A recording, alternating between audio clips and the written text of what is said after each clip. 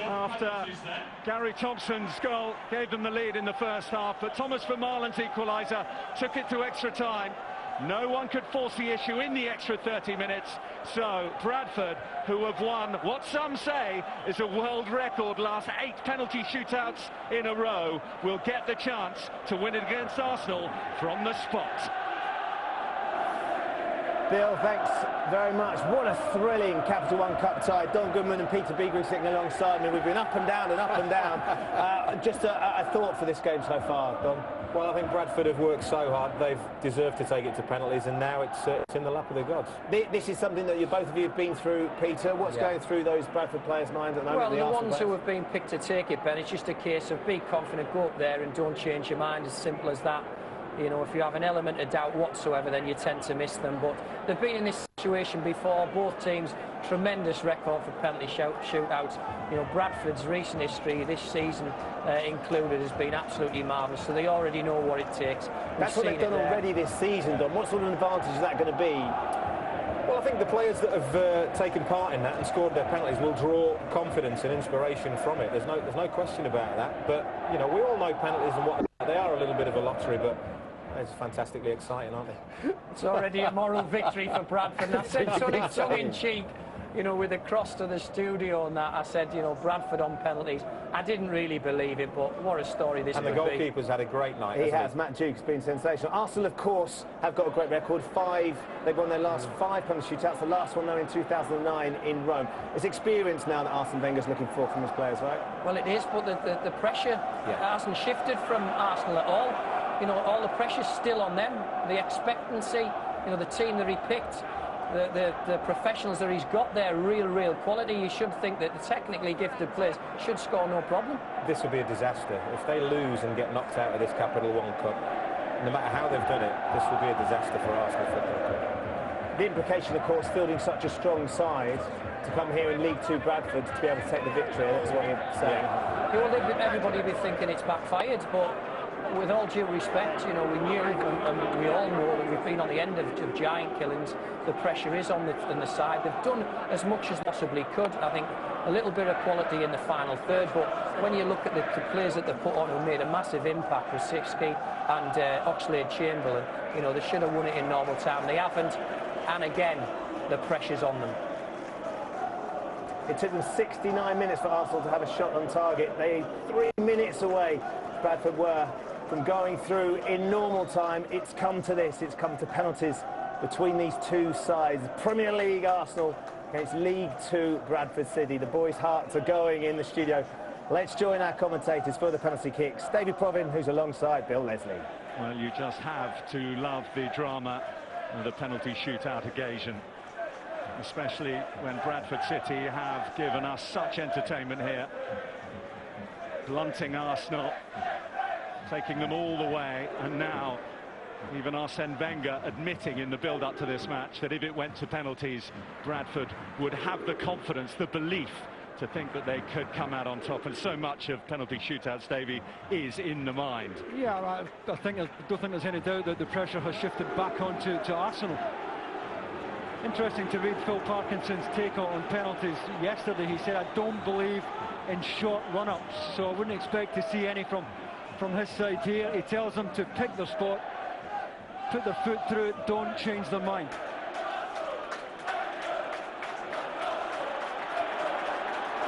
You saw the coin toss a couple of moments ago. Bradford City electing to go first, and Nathan Doyle, who was one of the scorers when Wigan were beaten on penalties in the last round of this competition to set up this quarter-final.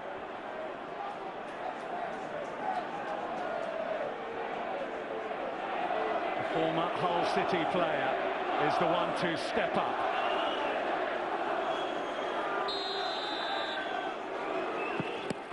Chesney gets a hand to it, but he can't keep it out. Bradford up and running. That's a very decent effort from the Arsenal keeper. Got his left glove onto it, but the power, even with the inside of the foot there from Nathan Doyle, was enough to beat him. Santi Cazorla, who rattled the crossbar with a worthy effort in the second half of added time. Ball to the little Spaniard to respond for Arsenal. Matt Duke, who denied Arsenal time and time again over the 120 minutes. Cazorla sees it saved by Duke. Now Bradford can really start to believe. Oh, it goes really early, Matt Duke. And at full extension, beats it away. Not the best from Cazorla. It's not finding the inside of the post. Hit it with his right foot as well. He's hit everything from outside the box tonight with his left foot. Took the penalty with his right. Gary Jones, another who can walk up with the confidence of having scored in 2 penalty shootouts already this season.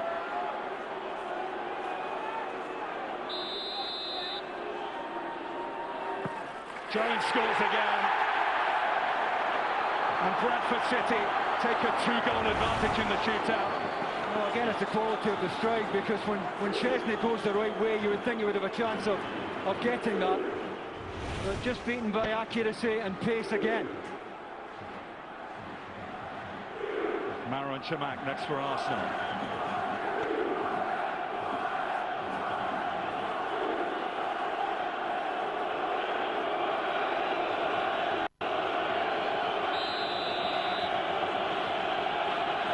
Chamakh, or back off the post.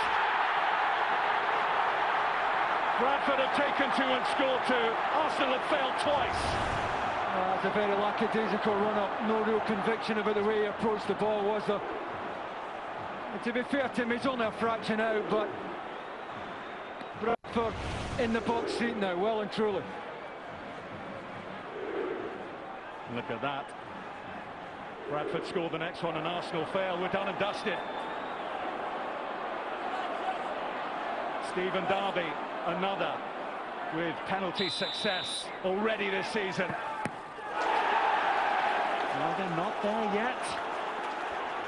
Stephen Darby knows it. Again, this is pretty poor. Can find either corner, and that's the save you'd always expect Szczesny to make. Well, Arsenal have been shown a route back into this. Can they take it? Jack Wilshere. That's what they need. He's led by example all night, and he does it again. Yeah, never any doubt he'd be volunteering to take one. He shouldered so much of the responsibility tonight, especially when Arsenal were struggling at 1-0 down. He was the leader. And that's what it does to the Netherlands. 2-1 with 2 penalties left to take.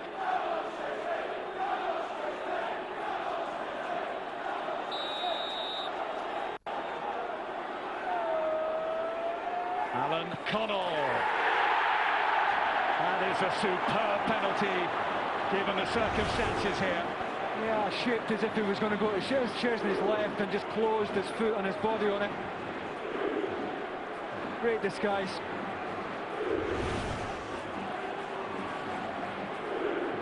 Well, look at that. If Arsenal miss, they have no way of matching Bradford's tally. It is Bradford who progressed. And it's all down to Alex Oxlade-Chamberlain. He must score, or Arsenal are out. Score he does. Terrific penalty. Under real pressure. What a good job he makes of it.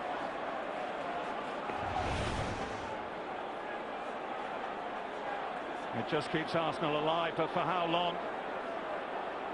This one to win it for Bradford City. This extraordinary run they've had from the spot is about to continue if Richie Jones can beat Wojciech Szczesny. Valley Parade holds its breath. They're on the moment of club history. Jones misses. The drama takes another twist. Oh, I've got to say I'm surprised he didn't go for power. And that is really poor. I was expecting him to put his foot right through that. His teammates can't quite believe it. Well, they had a kick to win it. And Arsenal now have a kick to level it up. If Arsenal miss, Bradford still through, Vermaelen has to score. Oh, it's back off the post! Cue the celebrations, the like of which they have not seen for many a year. Bradford semi-finalists.